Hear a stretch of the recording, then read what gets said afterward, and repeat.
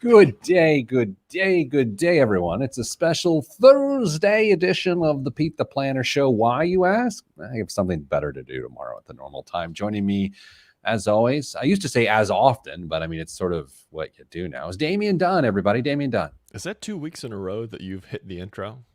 I believe it is. Last week, though, I was dancing visually on the screen because I forgot to put the graphics up. But Dave, you know what I was thinking about in the shower? I was thinking about you today when I was just really soaping myself up. And I thought about this concept of the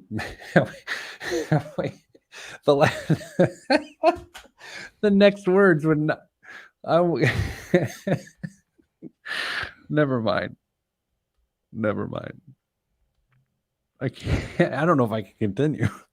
Okay, that's a great way to open. We're 1 for 2. We got the intro. Then our host broke up over a joke that nobody will ever hear.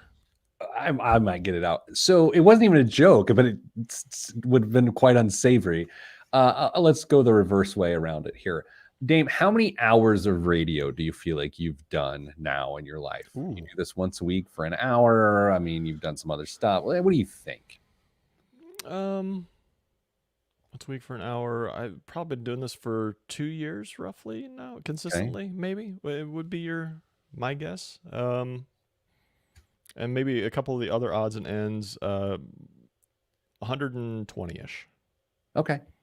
Yeah. So I've been doing it for 12 years. Right.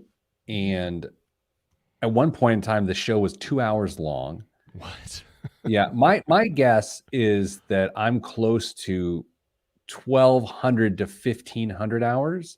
And the reason is because I started thinking of the concept of mastery, of 10,000 hours is, what is said to master something. And I was thinking about it because I was like, Dame is not have anywhere close to 10,000 hours. He's gotten pretty darn good at this. I'm nowhere near 10,000 hours, and I need every bit of those 10,000 hours. But if you look at all the other stuff that you do that kind of fits into this spot. Yeah. I mean, other podcasts that you appear on and shows and newscasts and all that other stuff. I mean, I bet you're really close to 1,300 hours. I bet I'm close to 10,000 hours total of everything. I mean, it's a lot. Anyway, no one cares. That was sarcasm. I understand. I picked up on it and dismissed it. That was a quick response and helpful. Thank you. That was actually, I just read feedback that came through for one of our financial concierge team members. It says quick response and helpful. Thank you. So I just said that to you. Dame, here's what's on the show this week. We got 3 really good questions and we're on a deadline because it's a busy day. So Dame, let's start the show. Let me put up a little banner here so people know. I love the podcast. People love the visuals. Okay, there it is. All right. Let me get ready here, everybody, because I know you care. Let's get the time set up.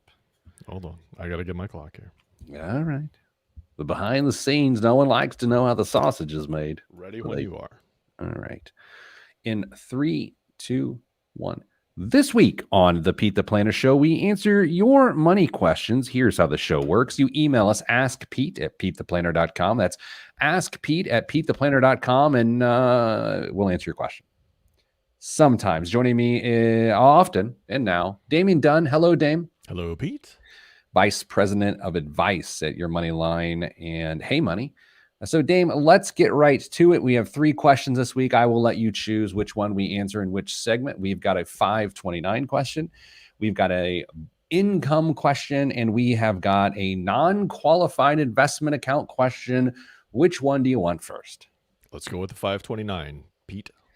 Dear Pete, my wife and I have 1 child who is 10 YO. We've used a 529 account to set money aside for her future college expense since shortly after she was born, and with the help of the markets, as well as a generous gift from my wife's parents, have saved around $75,000. We'll continue to contribute $5,000 per year for the next 8 years and anticipate having a nice sum of money when it's time to ship her off to school. In fact, I think it's possible that we save so much money that we have money left over in our account. If my daughter is awarded any scholarships, that will definitely be the case. My question is, does it make sense to save money for college in an account other than the 529. That is from Monica. Dame, let's get the dirties out of the way here real quick. I'm a paid endorser for the Indiana College Choice 529 plan. So anything that I say right now is not because I'm a paid endorser, but it is important that you know I am a paid endorser. That being said, yeah, Dame, there are circumstances in which you should stop using a 529 and use something else. How's that for a paid endorsement? I might lose my gig. Yeah, I don't think you're in any real risk of that. We don't even know where Monica lives, for example, so it could be a different state altogether.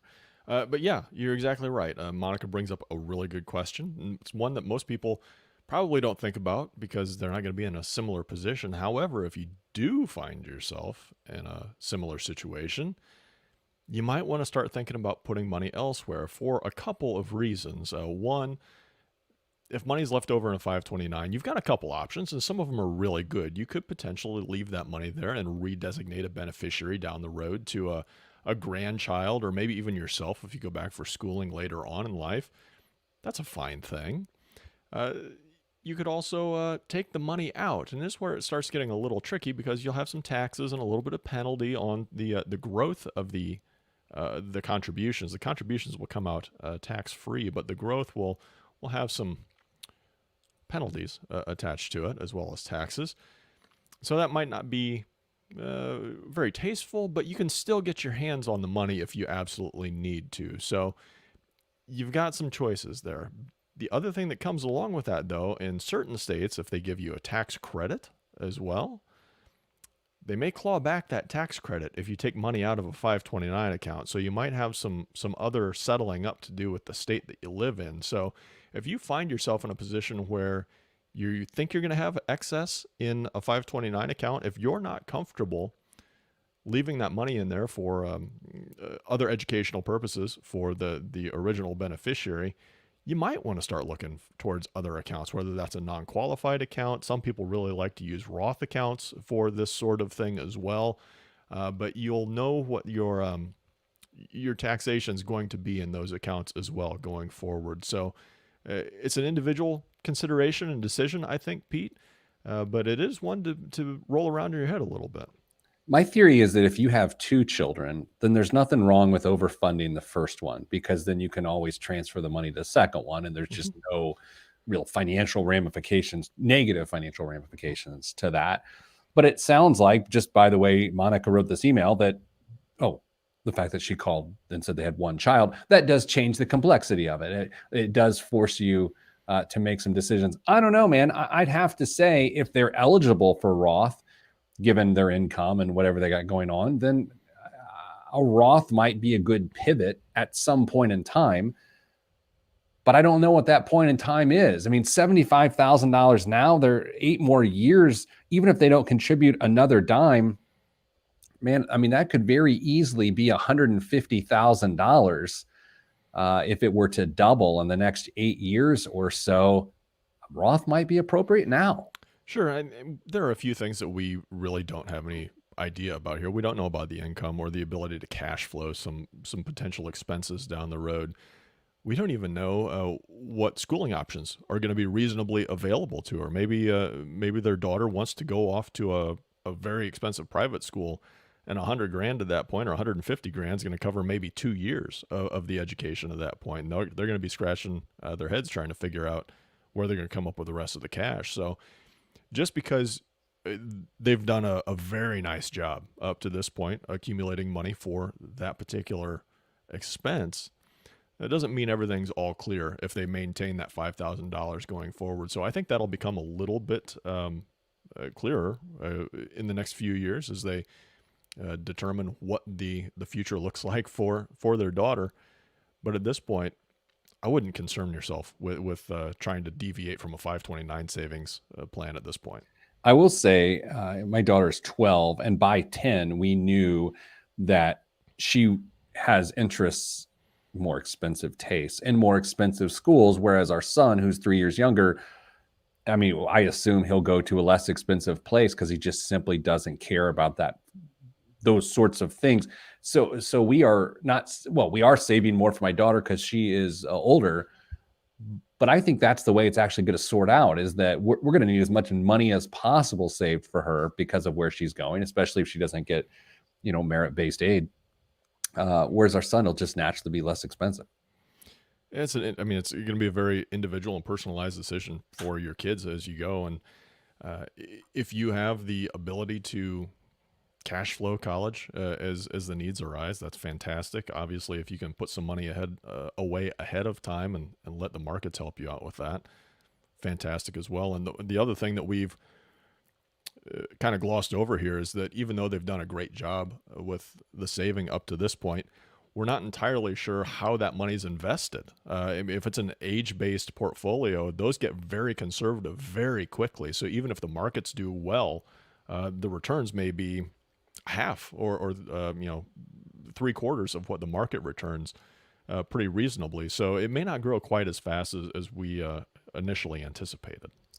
I have to admit, when I learned something on this show, which is more often than I care to admit, I didn't realize that a tax credit gets clawed back if you use the money for non-education expenses, which makes sense. I guess I'm going to have to study what those provisions are. Not every state has that. Pretty confident that the great state of Indiana does, although I could be corrected at any moment, but I'm pretty sure Indiana does claw back the tax credit if money is used for a non-qualified purpose. What's interesting about that is, let's say you've got 15 years of state tax credits. That's $15,000. I wonder if they FIFO or LIFO that thing back out. Your Mrs. Dunn would likely know that because she tends to know everything about everything in a good way, right? Yes. Yes. What are you going to disagree with that? So Dame, a great question. Monica, thanks for asking. Dame says, continue the course on the 529. Likely. I say maybe sprinkle in some Roth. It doesn't always have to be 100% of something and 0% of the other. You can get half the tax credit and put $2,500 a year if you happen to be in the state of Indiana, and then put the other $2,500 in a Roth if you qualify, which just happens to be a more flexible vehicle. Anyway, the key for all of this is very simple. Not only do you want to try to avoid some semblance of student loans for your daughter, but more importantly, you must absolutely refuse to take on student loans yourself in the form of Parent Plus loans. To me, that is the essence of intelligent college planning in the 21st century, is avoiding Parent Plus loans. And with that, Dame, we take a break. Coming up after the break, someone's got good problems. Big income bump. What do I do? It must be nice. I've never asked that question myself. That's all next on the Pete the Planner Show. I'm Pete the Planner. Boy, that's a pretty good run. Yeah. Oh my gosh, it felt real. Now, maybe I have mastered 10,000 hours right there. Chris asks, how did the bank appointment go last week with your daughter? Love that you had her do all the talking. Chris, thanks for asking. Dame, I did not have a good banking week with my kids this past week. Although I will say my experience my daughter had was fine. It just didn't go the way we thought. She had to get an account because she's not 13, she's 12, which means I basically have to cordon off a portion of my account and assign it to her. And if I want to deposit, she wants to deposit money, puts it in my account, then I put it in hers, and then I can control how she does things via an app, which is great and all. But I don't want to do that. I want her to have her own debit card and make her own deposits, but she can't do that until she's 13. So that's just me complaining. But on the other hand, do you want old gripey mad guy? Yeah, I can't name brands because you know how it goes. My son has a bank account at a different bank. And years ago, we set up just a savings account for him. It might even be an UTMA or something, right? I don't even remember, right? Just a savings account for him. He was nothing years old. I think there was $600 in there. I never opened the statements because why would I? It's just there. I don't care. I opened it this week. There's $250 in there. Do you want to guess why, Dave? I'm going to guess inactivity fees. They're charging my 9-year-old son $5 a month for inactivity fees. Yeah. So this happened to my daughter at a different bank years ago. And I went in, I was like, what is going on? They're like, oh, sorry about that. That happens sometimes. And they credit all the money back. My gut tells me this other bank, not going to do that. And you're going to have one angry bald man. Oh, man. Sorry, Ted. I never use the bully pulpit, right? Like, I'm not going to say the name of the bank and shame them for lots of reasons. There's no however to this. It's not like a however was coming, but I am very upset about it. So I think the bigger question to be answered here is, are mom and dad going to step in and make them whole, or are you going to use this as a learning experience? Next segment in 3, 2. Actually, you know what I'm going to do? I have not told Mrs. Planner this, and she's not like she's watching, so she won't find out. I'm going to take him with me when I go in, and when the person explains it to me, he'll go, "What?" And I'm like, "Oh, Ted, the bank's taking your money because they wanted you to deposit money based on the job you have." And then just like, well, here, can you explain it to him? Yeah, exactly. It's what I would hope you would do. Oh, passive aggressiveness in 3, 2, 1. Back on the Pete the Planner show. Dame, sometimes we get a question that to a lot of people does not seem like a problem. And then they hear the question, they're like, do I care about this? Here's what I hope you understand is when someone is a better position than you financially and you hear about them on our show, to get over the fact that they're in a better spot than you, get over the fact that that is not your current problem and try to learn from the underlying issue.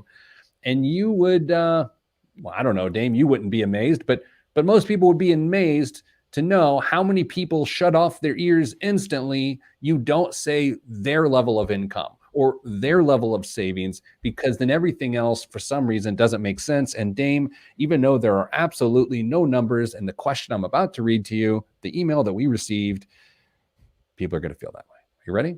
Yes. Boy, how about that for a run up? Dear Pete, my husband and I stand to make significantly more money in the near future as our incomes are both increasing. Click. We intend to keep an eye on our expenses and make sure we don't experience a drastic amount of lifestyle creep, but there are some things we've been working towards that we'd like to reward ourselves with in the short term. They'd all be one-time expenses versus recurring, and I'm not sure if that counts as lifestyle creep. Do we get your blessing to go ahead? If you say no, can we get a second opinion from Dame? Love the show. Audrey. All right. So Dame, why don't you go first?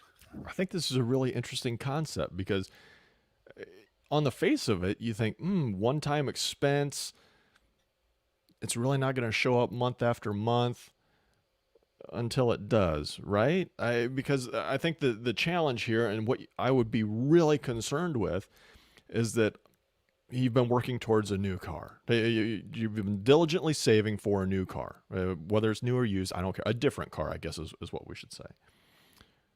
And you decide, you know what, we're going to treat ourselves and we're going to spend, instead of a Buick, we're going to get a Cadillac this time around. Well, does everybody get a Cadillac from here on out? Yeah. Is this just a new standard, even though this was a one-time purchase? Because I'm going to tell you, if maybe your thing is a trip, and instead of going to Hilton Head, you go to Hawaii. Well, do all the trips have to be Hawaii or the islands from now on, even though it was just a one-time? Because I think this is the trap that people could really easily fall into. They see them as one-time expenses, but if they're only one-time expenses each and every year, you experience lifestyle creep in a whole different way. So do they count as lifestyle creep? Maybe not, but maybe so. Am I off base, or do you feel similarly? I 100% agree. I call this the wine problem. Like, once you actually have a good bottle of wine, it ruins what you were used to, right? I remember specifically, it's a weird story. I was judging a young chef's contest at a culinary school several years ago, and I liked wine a lot. And it just so happens there was a ridiculous bottle of wine there that they were letting the judges have. And it was something that I never even aspired to drink, but I tried it. And man, did it ruin all wine for me thereafter in terms of expense.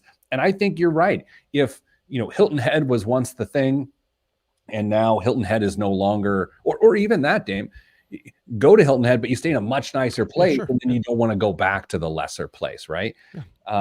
Total big issue there. I think too, if you're having that much of an income increase, isn't it time? Isn't that the ultimate get out of jail free card to fully examine all of your current financial shortcomings, serve those first, and then responsibly/irresponsibly blow the rest because it doesn't matter because you've just healed all of your discretions?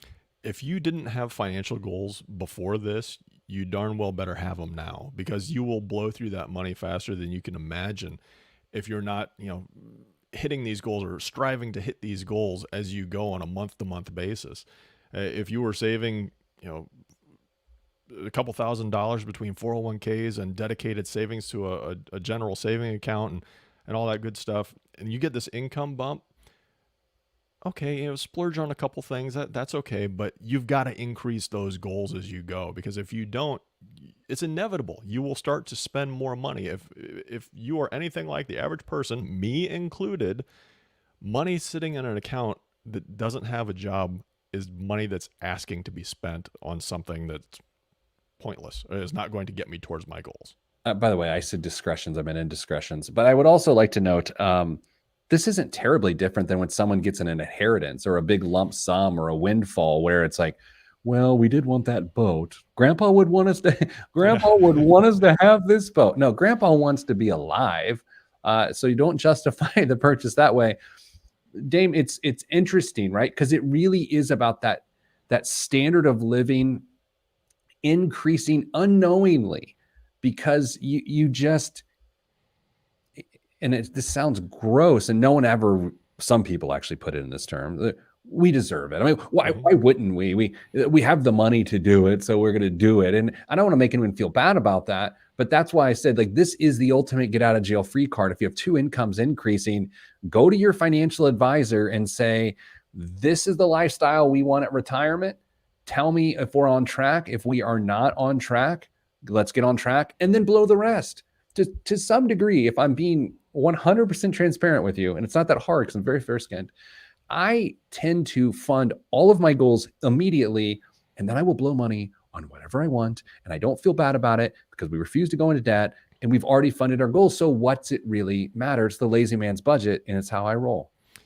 That's a really interesting point that you just made, is that if your lifestyle increases, you start spending more money on a month-to-month basis, all of a sudden your savings has to increase too. That path that you may have been on to hit that retirement number perfectly for the goal that you had is no longer the number that you need to save now, because you've just increased your lifestyle. So if you're going to make a permanent change to your lifestyle, you need to make a permanent change to your savings rate going forward as well. And if you need help figuring that out, by all means, talk to a financial advisor, call Hey Money, whoever. Do some math. I'm sure there's a bajillion calculators on Google or Bing. Take your pick and you can figure this out. But there are consequences to some somewhat maybe seemingly insignificant decisions. You know what one of my pet peeves are when it comes to this arena, and I'm about to alienate a tremendous number of listeners, is when something like this happens, or it doesn't happen for that matter, and then there's a couple and they both get fund money accounts. Like, they both, it's like, well, it's my allowance, it's my fund money. We each have an allowance of fund money. You can discretionary, you can do what you want with. I get 500, she gets 500, do whatever you want. And that seems really healthy, and it seems really responsible. And by the way, arguably it is healthy and responsible, but it just annoys me. And I can't tell you why. And I usually don't like to tell people things that annoy me with no reason why, but I just don't know why. It just drives me nuts. It's really interesting because you've kind of just described exactly what you do, assuming those people hit all their goals ahead of time. Exactly. What you're saying is you go and spend money, but what you left out was letting Mrs. Planner go and spend money. Yeah. So I think maybe that's where the problem lies. Yeah, let me think about that. I think we both have the attitude, but I guess it's just we don't have a certain amount we set aside. And we also have separate accounts because we just split my income into two.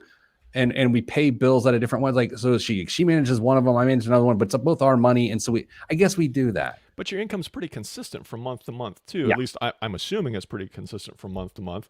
And so you roughly know what you're going to have to work with because your expenses are going to be pretty consistent from month to month. So you just do this in a not quite so official way. What if I were a blowhard? But what if that was just really the reality of the situation? Do we get better ratings? We probably would. All right, Dan, let's do this. Let's take a break. Coming up after the break, a great question about non-qualified accounts. What are they? When are they appropriate? Should you have one? That's next on the Pete the Planner Show. I'm Pete the Planner. The little pause was for time there. Pro move. You know, I don't know what it is. Maybe it's just the term fun money that's annoying to me.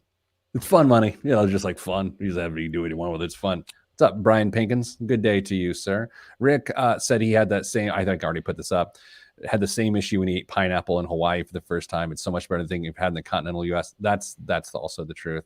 And Danza has a new hashtag for the show, Free Ted's Money. Why do I have so many banking issues with my kids? I don't know. Don't they know who you are? No, I don't. So actually, can I tell you a funny story? Yeah. So Ollie and I go into to set up this account or whatever, and she does the talking. And the bank person knows me. I'm not in there a lot, but the bank person knows me, right? One of those things, right? You're in there once a month, at least. Different bank. I have several banks in a very inefficient way with no logic to any of it. But that's a different episode. So anyway, this woman knows me. She's like, Pete, oh, hello. And it's like, okay, I do. Okay. She's like, and she's talking to Ollie. She's like, your dad used to bring us cookies all the time, like fresh baked that he'd made. And that's how I remember him. And I'm like, I'm part of this conversation. And I'm just like, that definitely didn't happen. So like, I mean, I'm a reasonably nice person, but I'm not take baked goods to my bank nice. Yeah, I can totally believe that. Now, did Ollie believe it? Well, she was like, whatever. And then the car, she asked me about it. And it's like, here's the thing. Sometimes people conflate memories with other things, and then but it just becomes their truth. And it's like, she's like, well, why didn't you tell him that wasn't you? And I'm like, well, that's being an adult, right? It's being a mature person. It's like, well, who cares? I'm just telling the radio audience now, but who cares? It doesn't matter. It didn't happen. What if there's another Pete that goes to that bank and did bring cookies, but now she thinks that person is Pete the Planner, and she's just flipped them? That's possible. You know, I'm hoping when I go to the other bank with Ted that the bank manager's there does know sort of the Pete the Planner thing. I know she does. And if she's there, I don't like to ask for special favors. I really don't. I have to admit that. But it wouldn't frustrate me if that manager was there and then she reversed all the fees that Ted's paid over the last several years. Do you view that as my fault, or do you find it bad that UTMA accounts, I think it is an UTMA, I don't remember, would have fees for kids? That doesn't even make sense to me. That seems incredibly dumb that any kid's account would have fees attached to it. It's my fault. I just want everyone to know. I mean, technically, if it's an UTMA account, you are the custodian, so it is your fault. Everything's my fault. All right, next one here. I love this question a lot because I get it a lot, and I've asked myself this years ago. So let's do it in 3, 2, 1. Back on the Pete the Planner Show. You know, you can email us, askpete@petetheplanner.com. That's askpete@petetheplanner.com. Dame, this one says, subject line, non-qualified account? That was a question mark. My financial advisor is encouraging me to start a non-qualified account in addition to my Roth IRA and the 403b I have at work.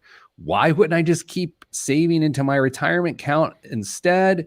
Thanks, Zachary. I believe it's pronounced. Zachary. Interesting. Well, I mean, is this as simple as the 3-bucket approach to saving? Could potentially. I mean, you said you get this question all the time. I'm curious as to how you answer it. Okay, so there are 3 buckets of money that people should regularly put money into, right? There's the most important bucket, oddly enough, in my opinion, is the. By the way, I read a piece this week, this criticism of how people talk and act that says when talking, you should never say, in my opinion. Really? that it's redundant because the fact that you're stating it makes it your opinion. I'm like, well, no, because I speak on factual things of which I'm an expert, which I'm providing fact to people, and so therefore I delineate when I'm offering my opinion because I think that's only fair. Yeah.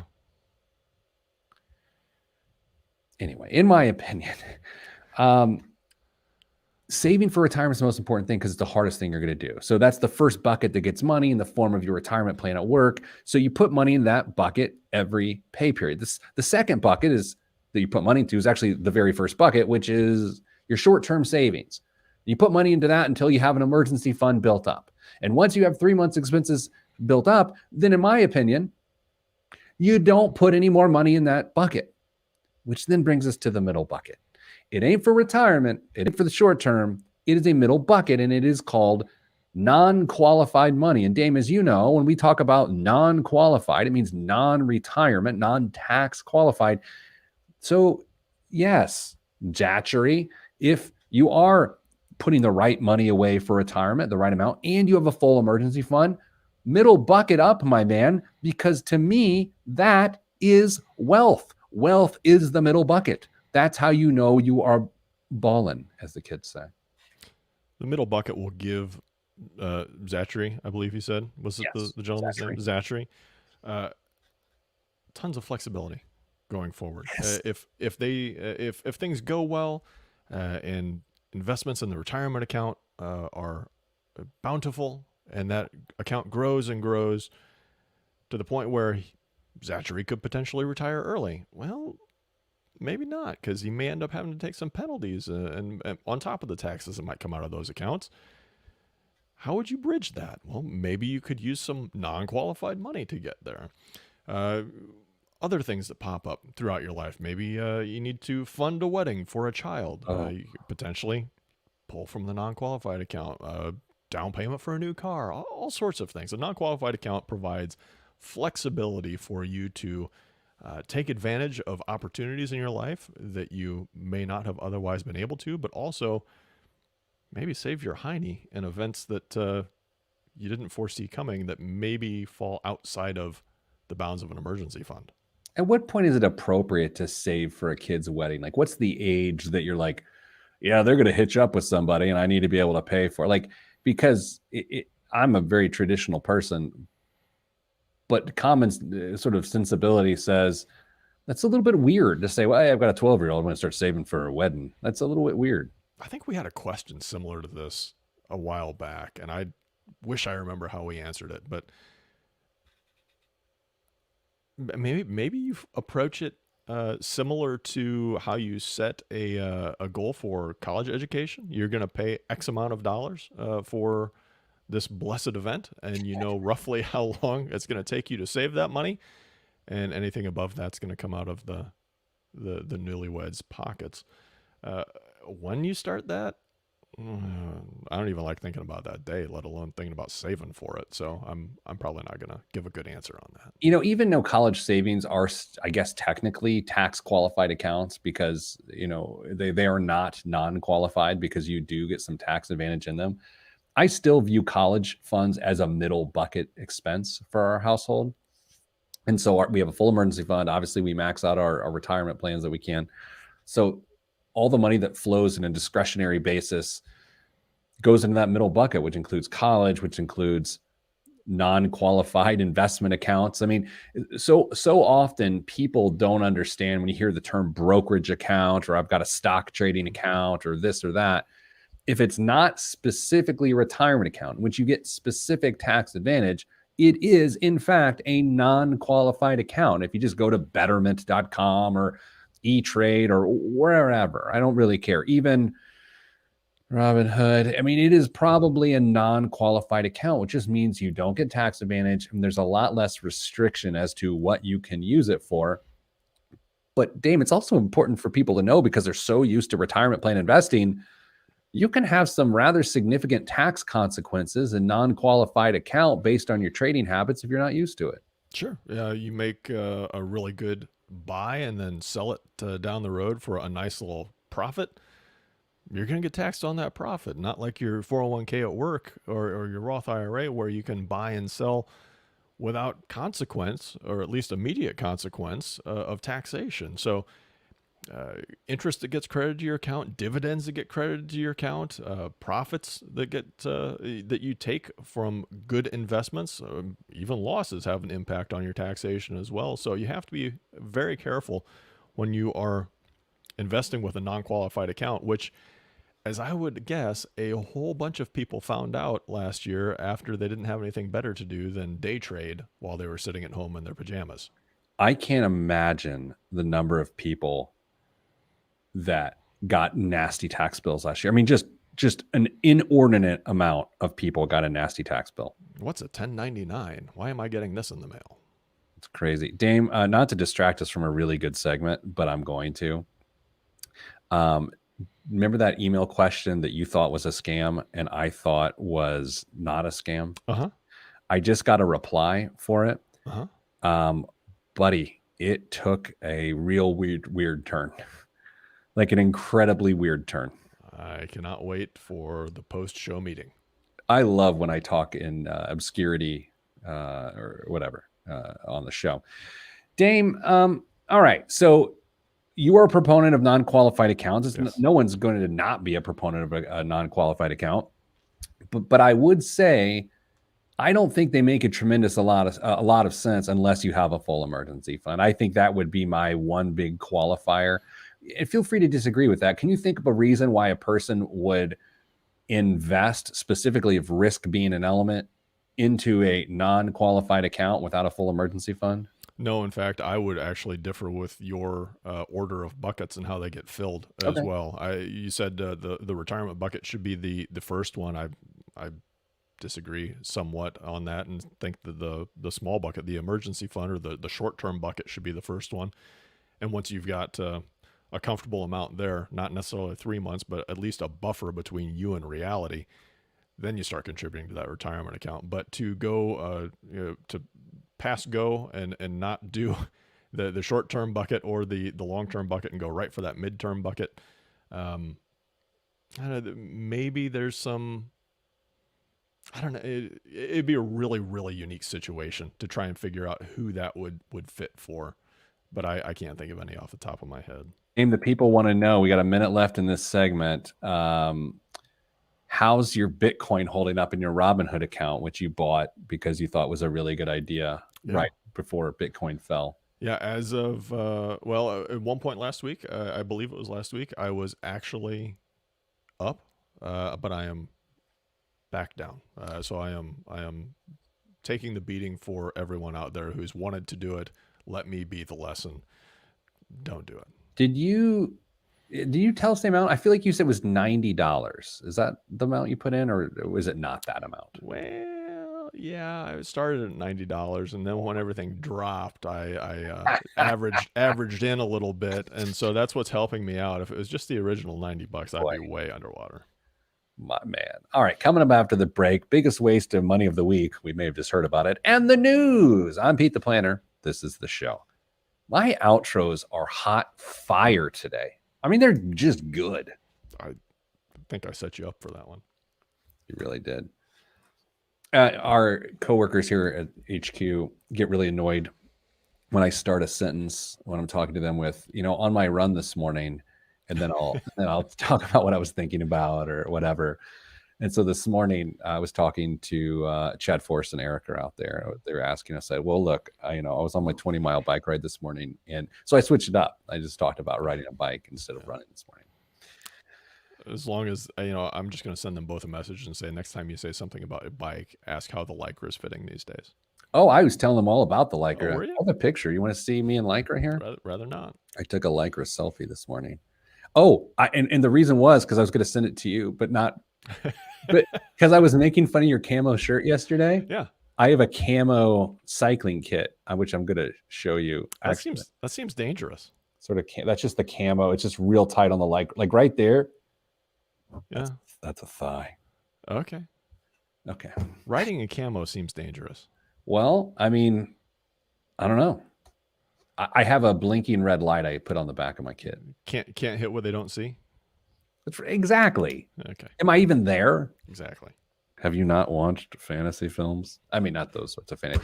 Dame, let's do biggest waste of money of the week and the news. Okay. And 3, 2, 1.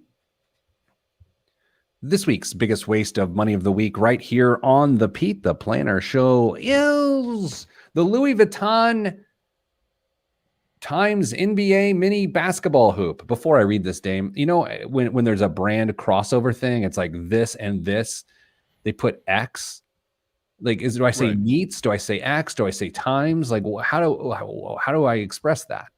Just Louis Vuitton and whatever the other one was. Yeah, I mean, why put the Louis Vuitton and NBA mini basketball hoop with the NBA Finals in full swing? Louis Vuitton and NBA have released a complete capsule collection. The collaboration includes an assortment of basketball-inspired clothing and accessories, but the standout item is this mini basketball hoop designed by artistic director Virgil Abloh. The piece borrows from the brand's iconic trunks with gold metal corners on the transparent backboard. A frosted LV is at the center of the square, while co-branding logos trim the perimeter. It comes with a miniature basketball made with brown leather and black trim. The set will be available at select Louis Vuitton locations later this month. Dame, you see it there on the screen. The radio listeners, of course, do not, because that's not how radio works.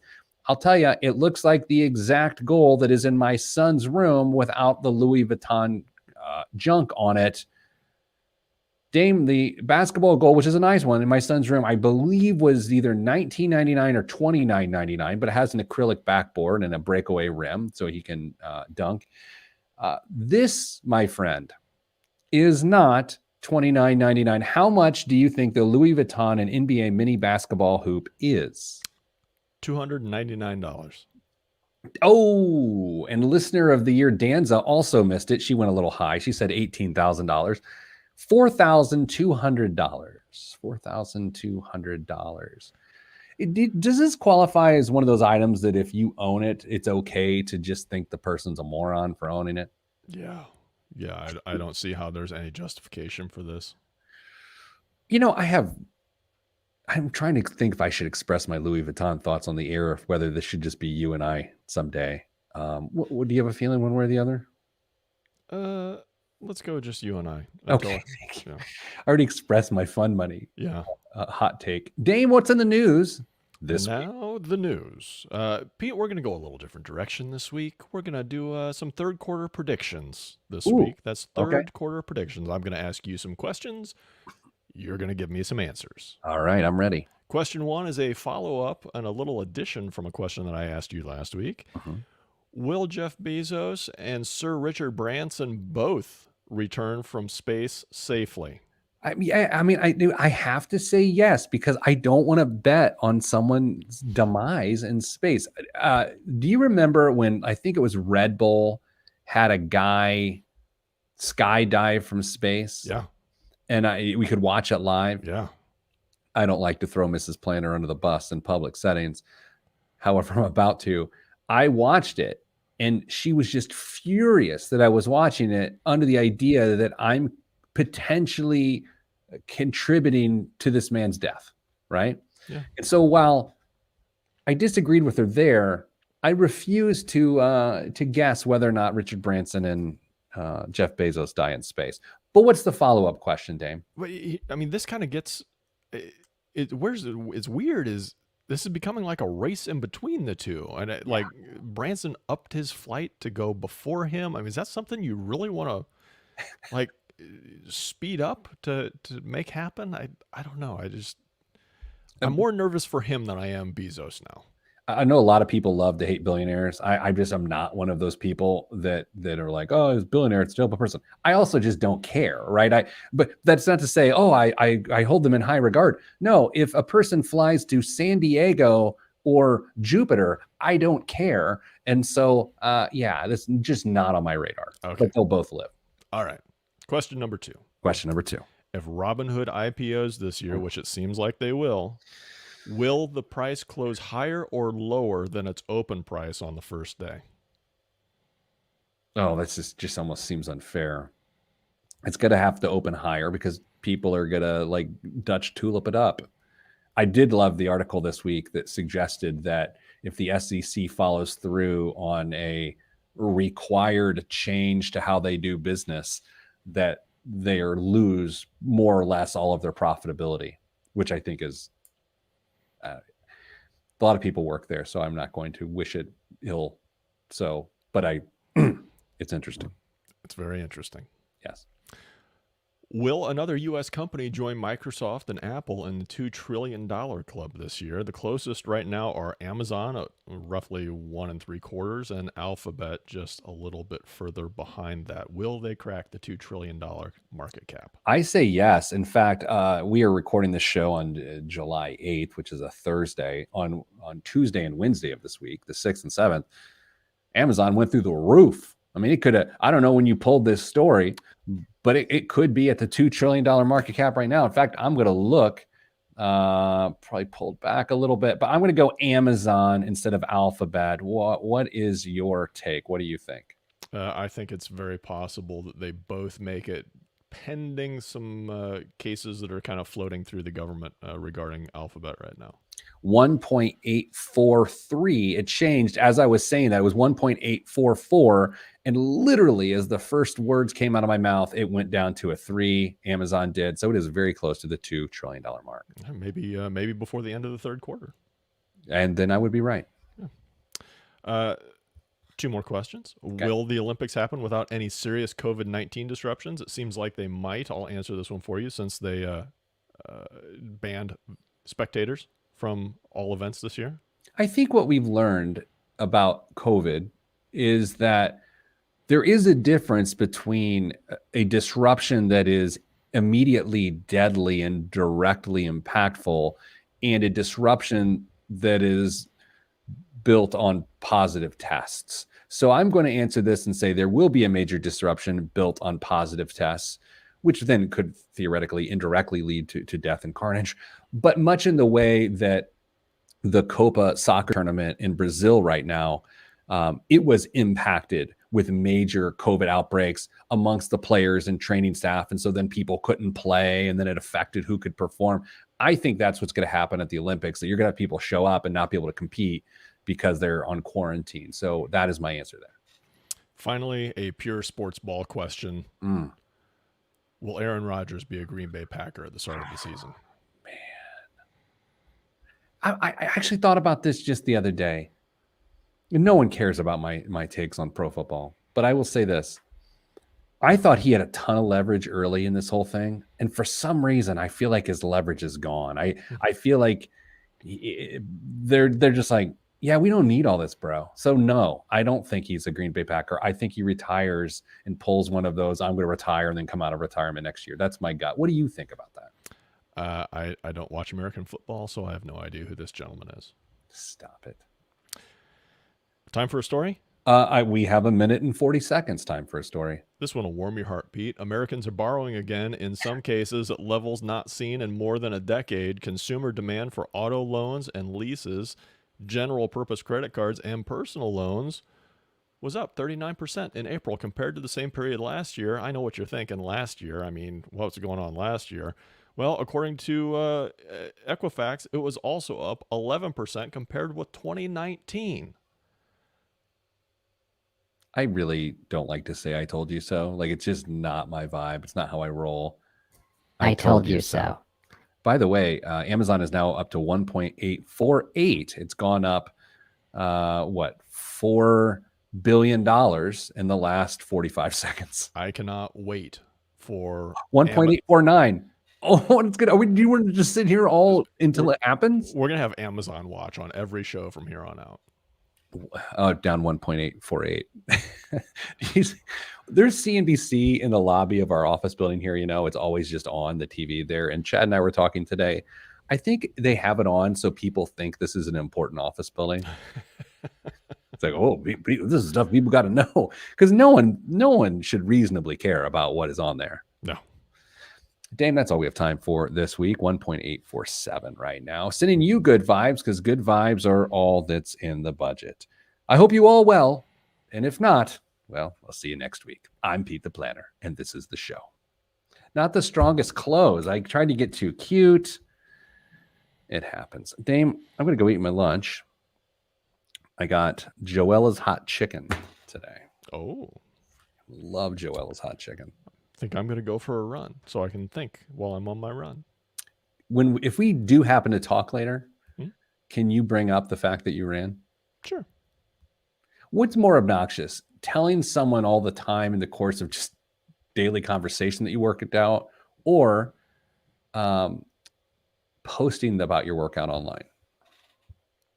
I think telling somebody face to face, because there's no escape from that. I can mute you or block you on social media. So it's the personal interaction that really drives the dagger home.